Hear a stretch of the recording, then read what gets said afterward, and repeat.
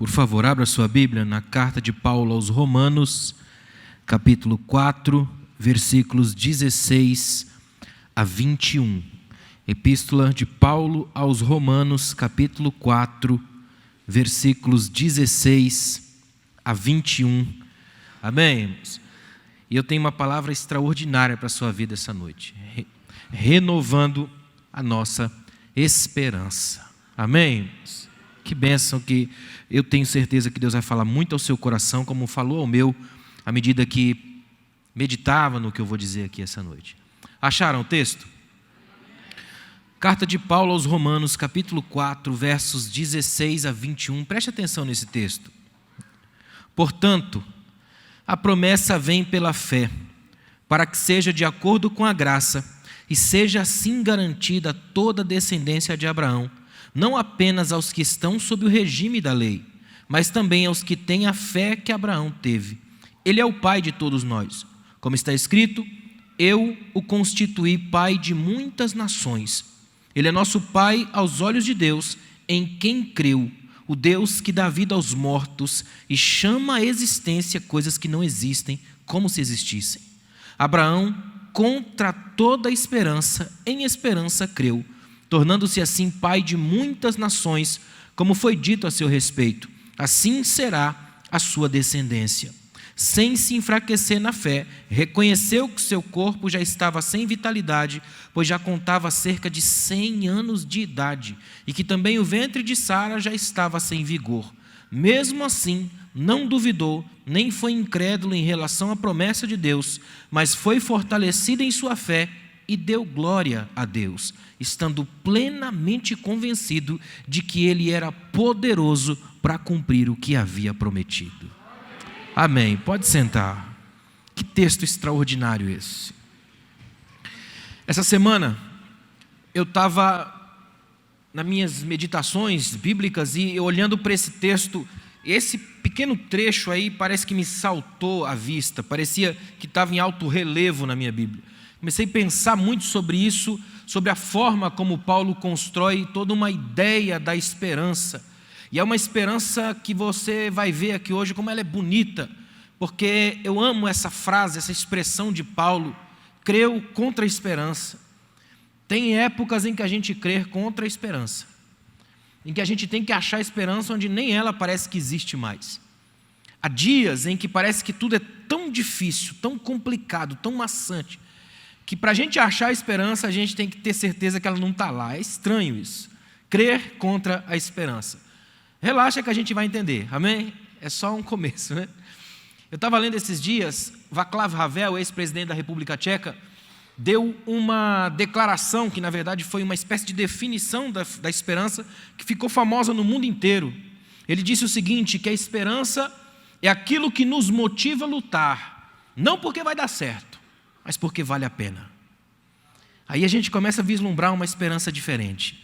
Não é uma esperança onde tudo dá certo e porque tudo dá certo aí eu creio. É uma esperança que eu sei que mesmo que não dê certo ainda vale a pena. É mais ou menos o seguinte, essa esperança é aquela que mesmo nas coisas que não deram certo na sua vida, mas serviram para te inspirar, elas já foram uma bênção para você. Uma esperança que vai na direção contrária. Para você entender bem, essa esperança é uma certeza improvável, mas é uma certeza que insiste, que resiste, que não desiste, que não abre mão dessa coisa quase que artesanal de moldar a própria história. Essa noite eu estou aqui me dirigindo a um grupo de pessoas que acreditam que Deus quer transformar em artesãos de amanhãs. Gente construtora de novas histórias, gente que molda novas segundas-feiras, gente que acredita que o domingo não precisa terminar com gosto de cinzas, gente que pode abrir novas manhãs, novas semanas, novos meses, novas vidas, e que você sai daqui hoje vivendo uma ressuscitação, novas esperanças. Amém? É para isso que a gente está aqui hoje. Esperança é essa certeza improvável, essa coisa de moldar a história, como canta o Milton Nascimento, a estranha mania de ter fé na vida, de gente que parece que não desiste de viver. Essa gente a gente encontra por aí, elas estão em todas as igrejas, estão nos lugares que a gente convida. Eu gosto de ver gente na igreja que passa pelas coisas mais complicadas que você imagina, mas elas resistem. Elas são como aquele bambu chinês que você curva, ele vai até o chão, mas ele não quebra, porque tem uma estrutura que foi toda montada. É essa esperança que eu vim falar a você aqui essa noite. A esperança que me traz aqui, que me coloca de pé aqui todos os dias. Uma esperança que é resistente, uma espécie de santa teimosia que faz com que a gente permaneça de pé. Tem um pastor português chamado Tiago Cavaco, que eu gosto muito, que ele falou uma coisa sobre a esperança, olha que tremendo. A esperança não é aquilo a que nos agarramos quando nada funciona. A esperança é aquilo que permite que algo funcione. É tremendo isso. Não é uma coisa que eu me pego só para ver se a coisa vai. É porque a coisa vai que eu estou nela. Ela faz funcionar. Ela me leva num novo nível. É uma energia, uma graça. A esperança é uma espécie de santa teimosia, uma força capaz de nos mover na direção de novos horizontes. Eduardo Galeano, um pensador espanhol, diz assim, eu estou aqui e o horizonte está lá. E aí eu penso, eu me levanto e digo, eu vou até o horizonte. Eu dou um passo, ele afasta um passo. Eu dou 10 passos, ele afasta 10 passos. Eu caminho 1 quilômetro, ele afasta 1 quilômetro. Aí eu paro e pergunto, então para que serve o horizonte? Serve para me tirar do lugar. Eu já estou andando, ainda que eu não o alcance, mas eu já saí de onde eu estava. Eu estou em processo, eu estou em movimento. Eu não paro, eu estou andando, eu estou fluindo. Essa noite, Deus nos trouxe aqui para, de algum modo, renovar a nossa força na vida, para a gente sair daqui como milagres ambulantes, gente que caminha de cabeça erguida numa vida difícil, mas que sabe que Deus está conosco. Amém, irmãos? Ou seja, o maior milagre aqui essa noite é você. É você estar vivo aqui hoje, glorificando a Deus por tudo que Ele é. Essa esperança aqui é mais do que esperar ou que acreditar, é fazer acontecer, ainda que a pressão para acomodar-se seja imensa. É gente que faz mais ou menos a oração de Lutero, Deus, dá-me forças para trabalhar pelas coisas que eu tenho te pedido em oração. Essa coisa de acreditar que todos os dias eu vou à luta, e esse ir à luta me faz ser milagre. É entender que gente perto de mim vai ser de algum modo sacudido pela força que há em mim. Eu vou passar pela vida colocando na vida ressonâncias dessa graça que me habita. Não é um cristianismo egoísta, que tudo que cai em mim morre lá mar morto. É uma coisa diferente. Que novas pescarias aconteçam no mar da sua vida. Que todos os dias a gente saia daqui livres, caminhando num chão de mudanças e de novidades. Amém, irmãos? É para a gente sair daqui hoje sem aquela espécie de parafina gospel, alma com cheiro de mofo. Gente, que cada aleluia que dá tem um bocejo no meio. Já esteve perto de gente assim? Cujos cultos são tão horríveis que parece que o culto de manhã é metade da vigília das 3 da manhã. Já foi vigília às 3 da manhã? Sabe o que Deus está trazendo a gente aqui hoje? Para um novo fôlego. De retirar forças da vida. Sacudir o pó da mesmice e permitir que a chuva da graça te dê um novo ar para respirar. Você sair daqui leve, vivo, feliz. Alguém que experimenta a leveza da graça. Alguém que é livre para a glória de Deus. Livre de fato e de direito. Olha que coisa interessante. A esperança é essa força que me faz enxergar mesmo em meio ao invisível. Essa coisa que me faz acreditar no inacreditável. É crer contra a esperança, como Abraão faz. É ver Deus agindo nas tramas e nos dramas da nossa história. É Abraão e Sara vendo nascer um filho na impossibilidade. Eu acho fantástico que Paulo vai usar como uma espécie de ilustração para essa esperança contra a esperança no texto, deixando bem claro que há uma ressuscitação aqui. Estavam mortos. Sabe por quê? Porque no termo grego para o ventre de Sara aqui, é de onde a gente tirou o termo português necrose, um dos raros termos gregos para a morte, que só acontece aqui e numa outra ocasião no Novo Testamento. Paulo está dizendo assim, o ventre de Sara estava morto. E dessa morte, Deus viu Samuel, Deus viu, como é o nome dele? Isaac. Perdi tudo aqui agora. Isaac, né? Ainda bem que eu estou contra a esperança aqui hoje. Olha que coisa tremenda. Escuta uma coisa. Aliás, não precisava nem dizer Isaac, né? Todos vocês riram, Isaac significa riso, obrigado, né? Isso é metalinguagem. Olha que coisa interessante. Deus faz umas coisas que, sinceramente, para andar com Deus a gente tem que ter uma espécie de coragem, que como dizia um professor antigo meu, uma coragem maluca, uma coragem estranha. Porque Deus, quando chama a gente para andar com Ele, primeiro, Ele não mostra a direção, como fez com Abraão, sai da tua terra, da tua parentela, eu vou te mostrar ainda para onde ir. Ele pega o ventre morto de Sara e o Abraão já com 100 anos de idade, e dessa morte tira um filho. Deus chega vai chamar o maior rei da história de Israel, chama alguém que não tem pedigree nenhum, sangue azul, não tem nenhum tipo de lastro familiar, o cabelo é vermelho, é complicado, ele chama Davi. Deus, quando vai chamar discípulos, chama discípulos tortuosos, difíceis de andar, ou seja, Deus não tem uma lógica e uma regra que eu possa delimitar e dizer mais ou menos onde ele vai agir. Portanto, a nossa esperança, estando em Deus, não tem impossíveis para ela, porque ela vai nascer de qualquer coisa que Deus diga que dá. É Deus quem dá a certeza do nascimento dessa esperança. Essa esperança é uma esperança baseada em Deus, e o que é baseado em Deus nasce. De algum modo, de algum jeito, isso nasce. Aliás, nós estamos aqui por causa disso. Nós somos improváveis. Você já parou para pensar por que Deus te escolheu? Toda vez que eu olho para mim, eu lembro de uma frase que um professor dizia: o homem nada mais é do que o risco que Deus quis correr. Eu sou. Eu fico olhando às vezes pensando o que é que Deus viu em mim. O que é que Deus vê na gente? Você já parou para pensar como é? Imagina se Deus pedisse uma espécie de autorização para a igreja para colocar a gente no céu. O céu estava vazio, nem a gente ia. Não é? Porque se lá no islamismo tem xiita, o cristianismo tem chato. O povo é chato. É difícil de fazer entrar. Aí a gente, quando começa a entrar na ótica do reino, que vai ver é coisa diferente. É um Deus que trabalha uma esperança contra a esperança. É um Deus que vai numa outra linha, numa outra lógica, num outro jeito de ser. E olha que coisa interessante. Se a gente não compreende isso, tem uma outra opção, só que eu não sei se você vai gostar. A outra opção é simplesmente desistir.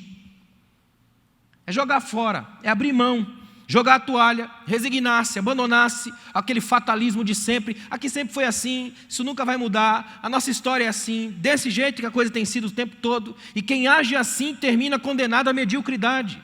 Passa a vida toda remoendo, repetindo, chega no final da vida com uma espécie de reumatismo da alma, reclamando de tudo e de todos, com uma agendinha lotada de nomes para se vingar porque outros conseguiram o que ele nunca tentou. Tem gente que passa a vida inteira reclamando porque nunca teve coragem de mudar. Nós estamos no ano da mudança. É bonito que mudança rima com esperança. E não dá para rimar mudança com teimosia. Mudança rima com esperança. Sabe o que é esperança? Uma espera larga, é uma esperança. A gente espera, mas faz. Espera, mas põe o pé na vida. Espera, mas vai construindo. A gente espera porque sabe quem fez a promessa. E também sabe que Ele também espera da gente. Então é espera dos dois lados. A gente espera dEle, Ele de nós. E numa espécie de santa parceria estranha, que só funciona pela graça, a gente vai vivendo. E por isso está aqui hoje, adorando a Deus e sendo feliz pelo que Ele tem feito em nós. Interessante que a esperança do mundo é a última que morre, só que é a primeira que agoniza. Na igreja, graças a Deus, ela nem morre nem agoniza, porque é uma pessoa, Cristo, e Ele já venceu a morte, portanto nele nós temos a certeza feliz de que a nossa esperança é real. Vocês creem nisso? Para nós renovarmos a nossa esperança, eu queria pegar pelo menos 3 marcas que são fundamentais resgatar. Primeiro é a marca da decisão. Se você quer renovar a sua esperança, tem que tomar decisões. E nós vivemos num século que no que tange a tomar decisões é muito complicado. Vivemos numa era que as pessoas estão rodeadas, escravizadas pelo medo. E o medo é um negócio complicado. No meu livro, Quando a Vida Dói, eu trabalho uma coisa especial sobre a questão do medo. E o medo é um negócio difícil. O medo é uma linha que divide o mundo. É a casa onde ninguém vai. Dizem que o medo é uma espécie de microscópio que aumenta o perigo. O medo é um gigante que se alimenta da carência. O medo tem 100 rostos para cada 100 sustos que ele dá.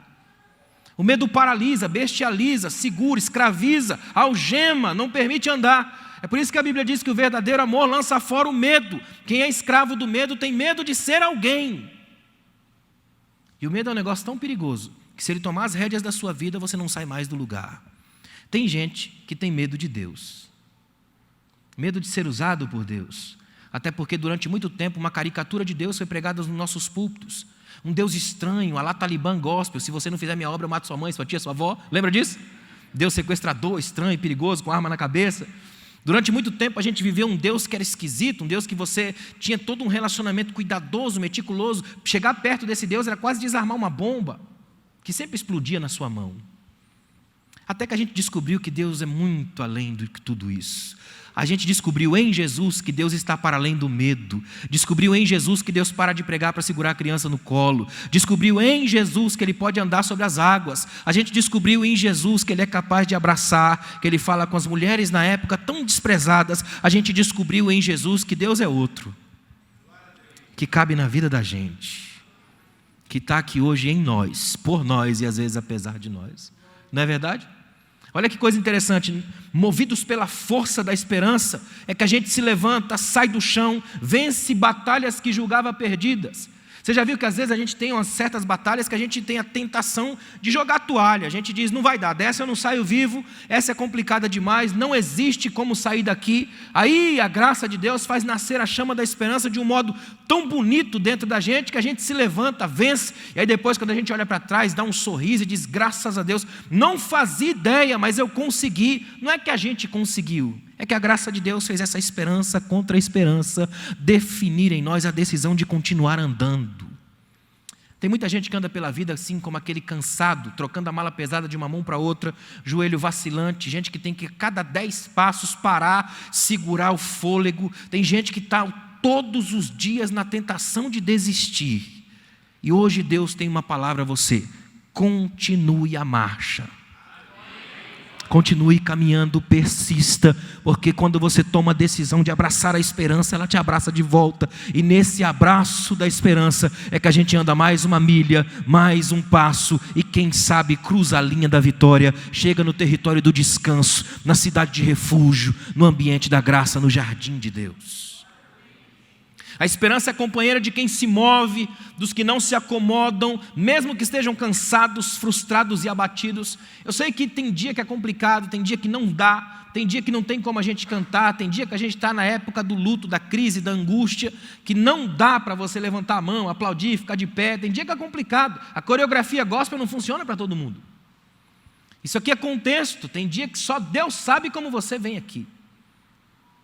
Aí para esses dias a gente tem um texto, o apóstolo Paulo escrevendo na segunda carta aos Coríntios, capítulo 4, versículos 8 e 9, olha o que ele diz: de todos os lados somos pressionados, mas não desanimados, ficamos perplexos, mas não desesperados, somos perseguidos, mas não abandonados, abatidos, mas não destruídos. Eu acho fantástico isso. Paulo está dizendo assim, a coisa bate, mas a gente resiste. A gente até tomba, mas levanta. A gente cai, mas fica de pé. Porque a gente passa pela morte, mas ressuscita. Porque a graça de Deus está em nós e Ele já venceu o último dos inimigos. Então a gente pode caminhar na esperança da vida, na esperança da glória, na esperança da graça. Nós caminhamos.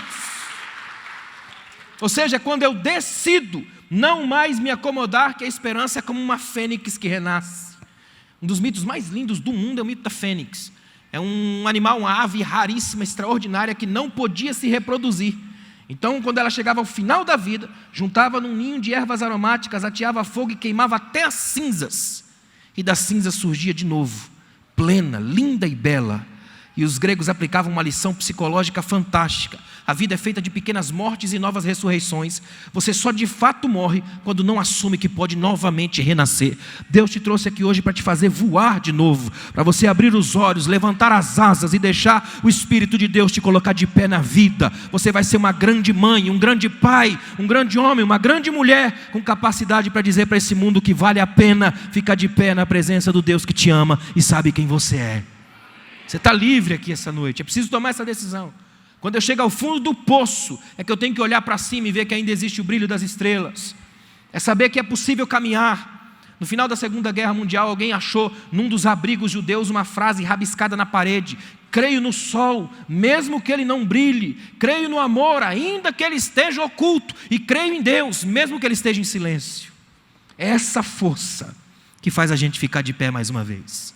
Essa força que te faz passar pela mesa de cirurgia e levantar feliz no outro dia, acreditando que você passou pelo vale, mas Deus passou com você. Essa força que faz com que você acredite que mesmo que o mundo desabe ao seu redor, você permanece de pé, não porque é bom, mas porque bom é Deus que sustentou a sua vida e viu alguma coisa em você. Ele decidiu, e porque Ele decidiu, nós podemos decidir nele. Interessante que a Bíblia mostra uma gente assim, ó. Essa gente da esperança teimosa, essa gente que não desiste. Uma delas que eu amo, que eu prego muito sobre ela, é a mulher do fluxo de sangue. Aquela mulher tem uma coisa que me encanta nela, ela está caminhando literalmente com a morte. A morte dela, a vida se esvaindo há 12 anos. Da ótica judaica é tremendo pensar nisso, para o judeu sangue é vida. Essa mulher vê a própria vida há 12 anos ir embora devagar. Mas ela resiste. E quando ela ouve falar de Jesus, ela pensa, eu vou lá. Essa é a esperança teimosa que eu queria que Deus colocasse no seu coração aqui hoje. Ainda que a sua vida vá se esvaindo pouco a pouco, a cada dia que passa você perde centímetros de vida. Hoje Deus está te chamando aqui para dizer, ainda é possível ter um encontro com Deus que devolve a vida, que estanca sangramento, que faz a gente voltar a andar, que faz a gente voltar para casa feliz, de cabeça erguida, olhando para Deus e andando na glória. Ou seja, é uma gente teimosa, esperançosa, de que velhas histórias podem ter novos finais. Essa mulher acredita, eu acho fantástico o fato dela não pensar pelo outro lado. Ela poderia pensar pelo outro lado, dizer, quer saber, já fiz de tudo, já gastei dinheiro com tudo quanto é tipo de médico. Isso aí é mais um charlatão, um pregador que passa de vez em quando por aí. Para ela não, pode ser mais um, mas ainda é uma esperança. E aí que está a força. Pode ser uma esperança, mas e se for a esperança? Então eu não perco tempo. Eu saio daqui, vou pelo caminho deixando um pouco da vida, mas eu vou encontrar com aquele que devolve toda a vida, porque nele é que está a vida, e é nele que a gente aprende a viver. Permita que o Espírito Santo ministre isso ao seu coração agora. Tome uma decisão aqui hoje. Só Deus sabe qual é a área da sua vida que você tem que tomar uma decisão hoje, para sair daqui abraçado com essa esperança teimosa, e poder dizer, todo mundo jura que eu estou errado, que dá errado, que vai ser errado, mas hoje o Espírito me manda tomar uma decisão, e eu vou sair daqui com uma nova esperança, uma nova força, a chama ardendo no peito. Deus vai abrir de novo em mim a visão que foi obstruída pela cegueira da mesmice. Você crê nisso? Segunda coisa, segunda marca que a gente resgata para renovar a esperança é a marca da luta. Nós vivemos numa geração que parece que perdeu o senso da luta, de gente que muito rapidamente entrega os pontos, que quase não consegue mais ter aquela briga, aquela luta. Testemunhos de gente que batalhou e venceu, a gente vai ter cada vez menos, porque vivemos numa geração de gente que se acha especialista quando faz cursinhos online, bem longinho, de 3 dias. Tem gente especialista porque toma uma pílula e vira doutor. Não é? É esquisito, a gente vive numa geração que tem uma facilidade tão rápida de se tornar expert, que acaba não percebendo que o mais rápido que você chega no expert é na tolice. Uma vez perguntaram para o mestre, mestre, como é que a gente faz para lidar com pessoas tolas? Pessoas que acham que têm certeza de tudo mais rápido a todo momento. Ele disse assim, nunca discuta com um tolo. E a pessoa disse, não concordo. Ele disse, você tem razão.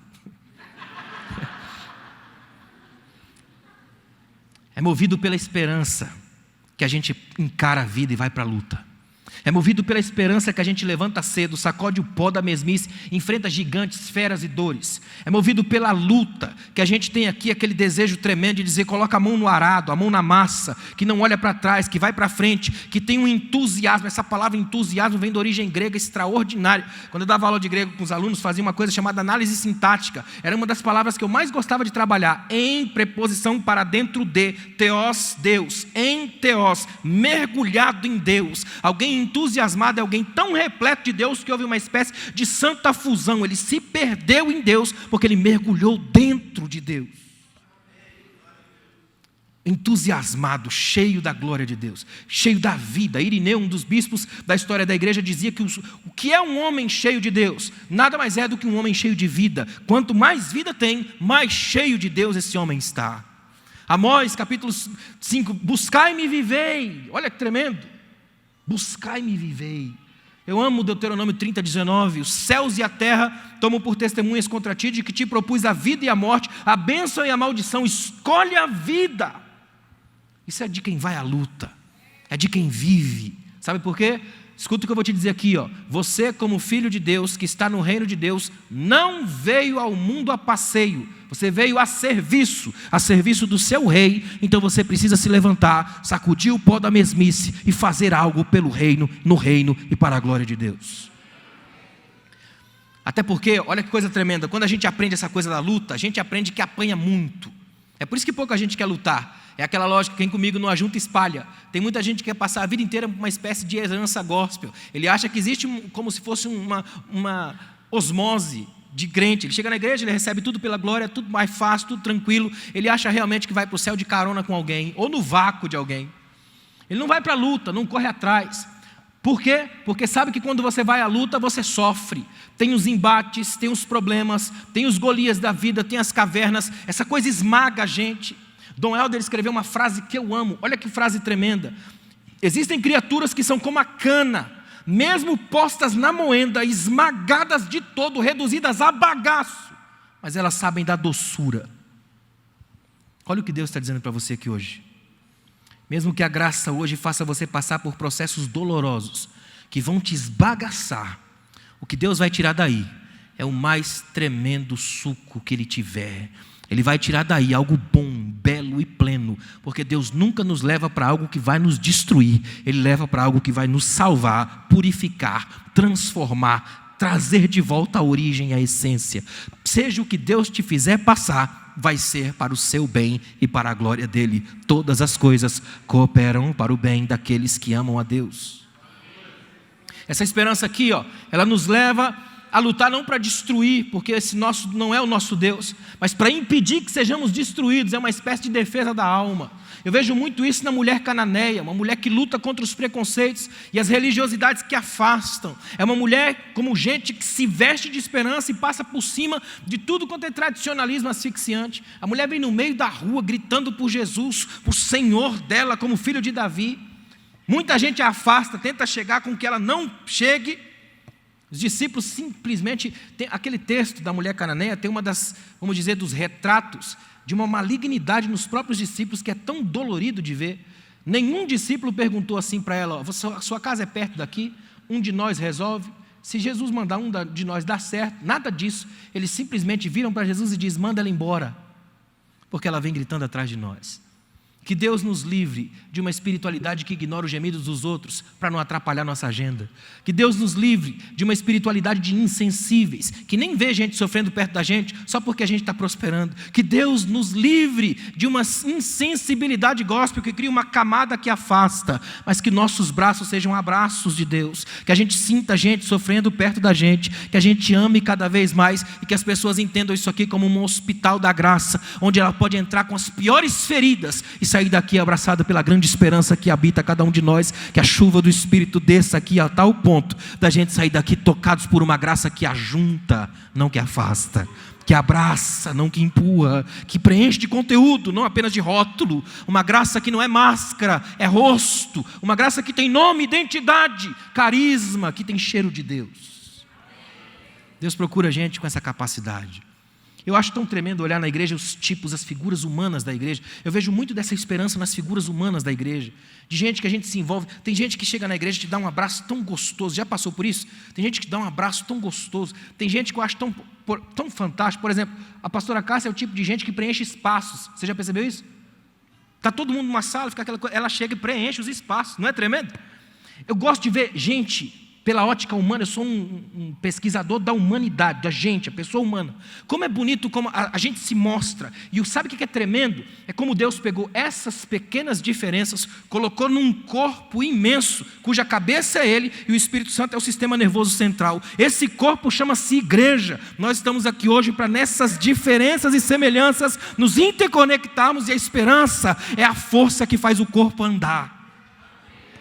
E nós estamos aqui andando por causa disso.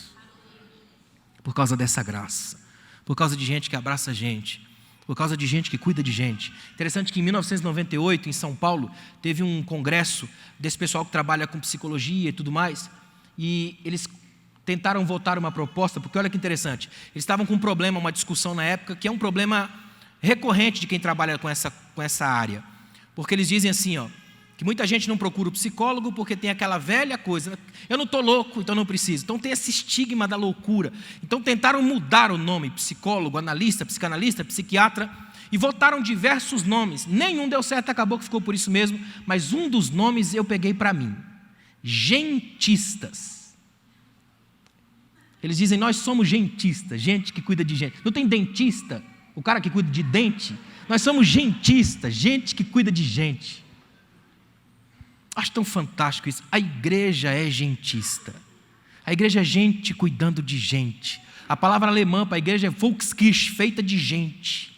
A igreja é gente cuidando de gente. Porque Cristo nada mais é do que gente. Deus que se fez gente para andar com a gente. Como dizia Orlando Costa, Jesus é o alguém que se transformou em ninguém para transformar em alguém o ninguém que eu era. E se eu sou gente hoje, é por causa da graça dele trabalhando em gente como a gente, para que outras gentes possam chegar aqui.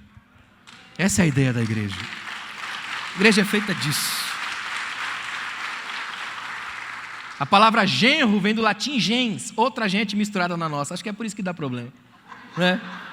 Terceira marca da renovação da esperança que a gente tem que ter aqui essa noite é o que eu chamo de marca da coragem. Agora escuta uma coisa, falei de decisão, de luta e de coragem. Lê exatamente nessa ordem. Tem gente que tenta inverter e não funciona, porque uma coisa vai nascendo da outra, e a herança de tudo isso é a esperança. Coragem. Movidos pela esperança é que a gente se enche de coragem, porque a esperança primeiro pinta o horizonte, depois ela dá o start para que a gente caminhe cheio de coragem. Aí eu fiz uma listinha de coragem para quê? Primeiro, coragem para aprender a lidar com as coisas que fogem do nosso controle. Aliás, um dos problemas de muita gente no século 21 é essa tara pelo controle. A gente vive numa doença do controle. É tão sério isso que a gente tenta controlar Deus. Pode ver que alguns mistérios da Bíblia são exatamente isso, mistérios, como diz no latim, tremendos, aquilo que está além da minha capacidade de formulação. Aí tem crente que nunca leu nada, não fez qualquer curso e ele quer destrinchar a trindade numa frase. Qual é o grande problema disso? É gente que está com um desejo imenso de entender, não para se aprofundar, mas para entender que entendendo é o primeiro passo para controlar, é assumir controle. Nós vivemos numa sociedade viciada no controle, então lidar com Deus é complicado, porque Deus é sempre um mistério que escapa. Karl Barth, um dos maiores teólogos da história da igreja, escreveu um livro sobre Deus com mais de 900 páginas, e sabe qual é a conclusão que ele chega no final? Deus é totalmente outro. Ele escapa. Não dá para calcular, configurar, ele sempre escapa. Ainda bem que ninguém tem um monopólio exclusivo da graça, que nenhuma igreja pode se dizer imediatamente com direitos autorais sobre Deus. Ele está além de tudo isso, acima de tudo isso e o melhor de tudo, em nós. Nós estamos aqui por causa dele. Outra coisa, coragem para encarar o inimigo que me olha no espelho. Esse é o grande inimigo. Se você acha que seu inimigo é o que senta ao seu lado na igreja, está redondamente enganado. É por isso que é complicado sabor de mel, porque seu inimigo é você. Já parou para pensar nisso? Você olhar para aquele ser que te olha de volta no espelho? É tão sério isso que tem uma cena dessa na Bíblia. Salomão, em Eclesiastes 2, ele diz assim, olha no espelho e do riso digo, está doido. Imagina, Salomão olha no espelho, dá risada e fala, você está louco. É só Salomão, né? Como a Bíblia é fantástica, ela captura esses movimentos, para deixar claro para nós como é complicado lidar com a gente. Ser humano é complicado. Na Índia tem um hospital que tem uma placa com 4 frases. A primeira frase, aqui nesse hospital um homem foi mordido por um cachorro louco, recebeu tratamento, está em casa. Segunda frase, aqui no hospital um homem foi picado por um escorpião, recebeu tratamento, está em casa. Terceira frase, nesse hospital um homem foi picado por uma serpente venenosa, recebeu tratamento, está em casa. Última frase, nesse hospital há um homem que foi mordido por outro homem, 2 pontos, está inconsciente, em breve morrerá. Só quem já foi mordido pelos venenos de gente sabe como é complicado. É triste lidar com isso, com essas coisas que vêm por dentro, esse emaranhado daqui. Essa coisa que a gente não sabe de onde vem nem para onde vai. O ser que nos habita. Romanos capítulo 7, Paulo devasta isso. Quando ele vai dizer, eu sou miserável, eu quero fazer o bem, não consigo. E o mal que eu não quero, eu vou lá e faço. É um conflito dentro de mim. Esse conflito ficou com Paulo na mente o tempo todo, a ponto de ele chegar lá em Gálatas e trabalhar o conflito explícito. Obras da carne versus fruto do Espírito. Obra, uma coisa que eu faço. Fruto, nasce por um poder que eu não tenho. Aí vem a coisa que eu acho mais tremenda. Quando a gente aprende isso, a entender e ter coragem de encarar esse inimigo que me olha no espelho, a gente aprende que não faz isso sozinho, faz isso movido pela graça de Deus, de modo que eu já não olho mais para o inimigo do espelho como alguém para matar, mas como alguém que pode ser transformado, e porque ele pode ser transformado, aí eu vou para a palavra, aqui tem alimento, aqui tem vacina, aqui tem características que podem transformar a alma, aqui tem cirurgia do caráter, de modo que aos poucos eu faço as pazes comigo mesmo e converto o meu coração à glória de Deus, saio do espelho sem ter crise comigo. É a santa psicologia da graça. Outra coisa, coragem para pedir ajuda. Deixa eu falar uma coisa para os irmãos, tem muita gente que se perde, se arrebenta na vida porque não tem coragem de pedir ajuda. E desde que você era bebezinho, que estendia os braços para alguém, você sabe pedir ajuda. Só que a gente vive numa geração que não pede ajuda para ninguém. Você já sabia que tem gente, por exemplo, na igreja, que até quando ele vai trocar de carro, ele pede a opinião do pastor, não porque ele quer uma opinião pastoral, é porque se der errado, ele tem em quem jogar a culpa. Paliativo. Quanta gente faz isso? Você já parou para pensar em pedir ajuda? Em conversar com gente? Tem gente que é extremamente orgulhoso, ele morre sozinho, mas não pede ajuda para ninguém. É gente que zomba da graça, porque quando a gente entende a graça, sabe que precisa de ajuda. Não existe ser humano na face da terra que não precise de ajuda. E o melhor de tudo, a igreja é toda feita para essa celebração da ajuda. Nós somos chamados de amigos, de servos, de irmãos. Nós partimos o pão, somos batizados. É tudo num movimento comunitário. É Pai Nosso, Pão Nosso, é glória, é céu, é graça, batismo. Há tudo junto nessa lógica do companheirismo. Na igreja você não tem autorização para viver sozinho. Porque não existe 007 gospel. Porque Deus não tem filho único. Porque nós somos seus filhos. E Ele é nosso Pai, e não há crise de identidade em nós. Peça ajuda, converse com alguém. A igreja é feita de tanta gente abençoada, que pode te abençoar, que não pedir ajuda se torna um pecado, quando você tem tanta abundância de gente para te ajudar. Como é bom quando a gente pode chegar para alguém, ser ajudado por alguém, ou melhor ainda, poder ajudar alguém. Se você está uma benção, tudo feliz na sua casa, graças a Deus, procure alguém para ajudar. É sinal que Deus está fazendo apenas a inversão dos tempos. Você agora está no tempo das vacas gordas, mas veio das vacas magras. Então ajude alguém, para que alguém também ajude você lá na frente. A coisa vira. O mundo é feito assim. Você já viu gente que de repente está naquele nível, tudo está dando bem, espetacular, extraordinário. Aí ele tem aquela sensação de que nada vai mudar. Muda no outro dia. Já percebeu isso? Do nada acontece tudo ao contrário. É interessante isso. A vida é feita dessas coisas, dessas mudanças repentinas, dessas coisas que a gente não vê, de acidentes, de uma série de coisas que tomam as rédeas da vida da gente. Num dia você está tudo bem, tudo feliz, tudo maravilhoso. No outro é o pior dia da sua vida. É preciso ter coragem para encarar esses dias. Mas tem mais um nível, olha que tremendo. Coragem para não aceitar as dores da vida com o bocejo do fatalismo. É ter coragem para ver paraíso nos piores momentos. Tem uma cena na Bíblia que para mim é uma das mais lindas. Jesus está no alto da cruz e o ladrão do lado dele, crucificado com ele. E sabe qual é o nível de conversa dos dois? Eles não estão conversando assim, ó, olha que nível a gente chegou. Arrebentado, rapaz, teu olho está todo destruído, estou vendo sangue aqui. Eles colocam o nível da conversa lá em cima. Um fala assim, ó, lembra de mim quando você entrar no seu reino? Hoje mesmo você vai estar comigo no paraíso. É altíssimo o nível da conversa dos dois. Eles estão propondo paraíso, conversa de reino. Eles estão dizendo, sabe o quê? A nossa esperança é muito maior, não termina aqui, ó. Eles podem machucar o corpo, mas não conseguem segurar a nossa alma. Nós sabemos para onde vão. Os pregos furam as mãos, mas não tem capacidade para abrir as portas da vida. E é o que eu vou fazer para você aqui hoje. Você veio até aqui destruído por tudo e por todos, mas vai inaugurar o reino. Reino de uma graça que é capaz de quebrar todos os paradigmas e de ir além de tudo que a gente imagina. Ou seja, paraíso. Só para você ter uma ideia, eu peguei esse mesmo texto que nós lemos, que eu acho tão fantástico, Romanos 4, do 16 ao 21, e eu anotei aqui como ele é traduzido pelo Eugene Peterson na versão A Mensagem. Olha que coisa tremenda, é o mesmo texto. Ó.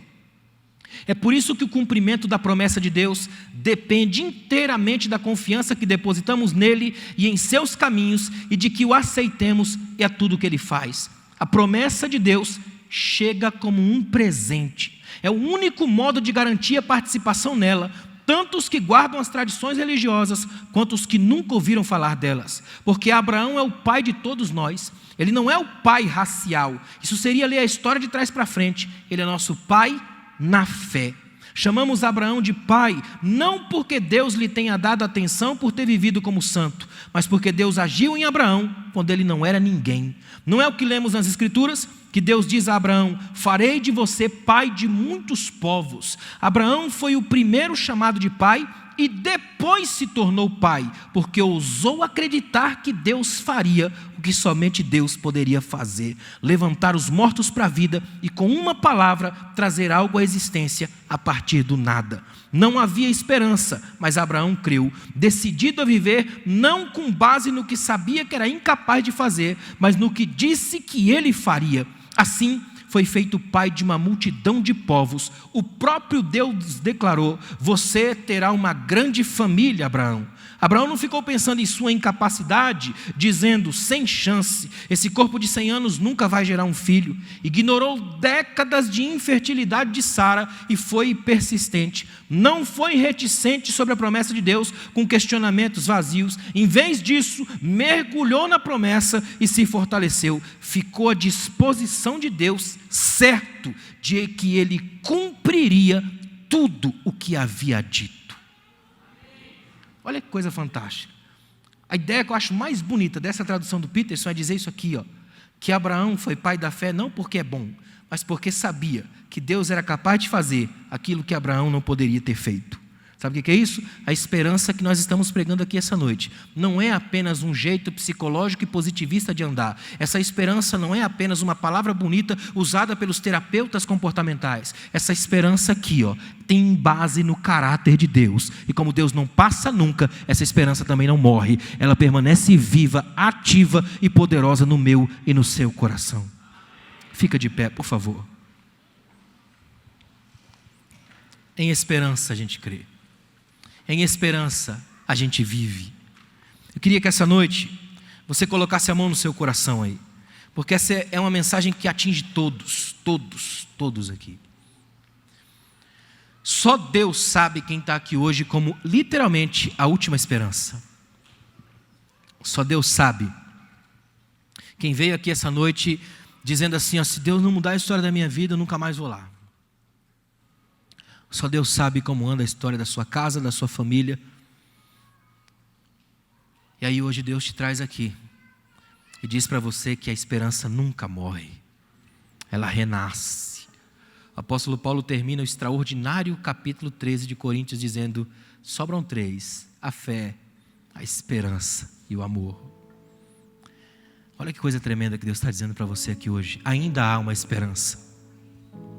Você crê que ainda há esperança para você?